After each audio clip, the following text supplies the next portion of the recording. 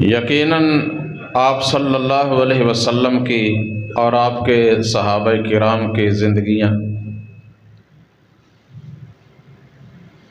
आज़माइशों और इम्तिहानों में ही गुज़रें।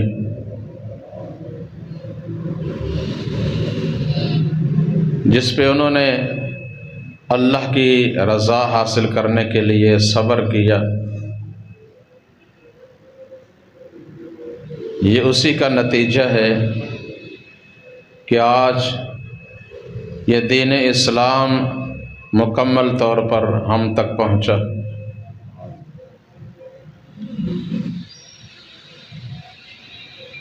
लिहाजा हमें वो दीन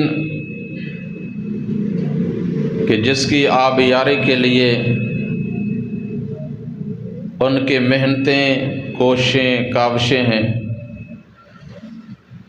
उन्होंने अपने खून और पसीना के साथ इस शजरा तय्यबा की आबियारी की।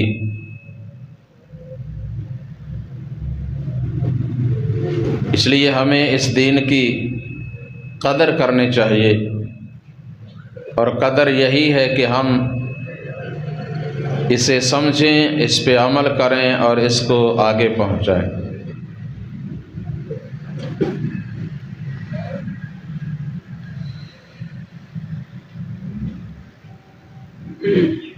हिजरत मदीना के बाद भी मुशरिकीन मक्का ने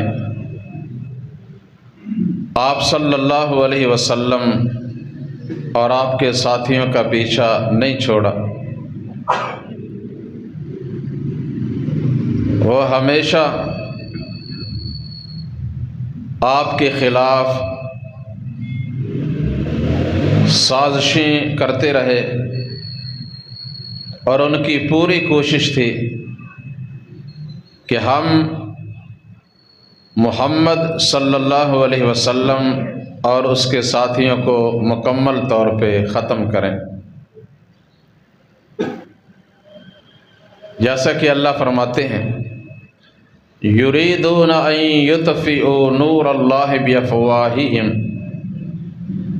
ये तो चाहते हैं कि अल्लाह ताला के इस नूर को, अल्लाह के दीन को अपने मुँहों से, अपने फूंकों से बुझाएं,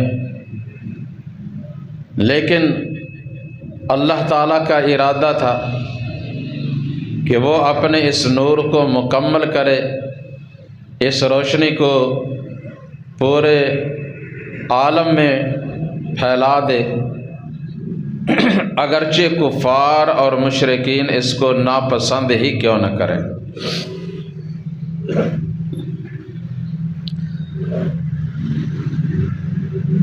पहले वो मैदान बदर में 1000 की तादाद में आए, नाकाम हुए, नुकसान उठाकर वापस पलटे।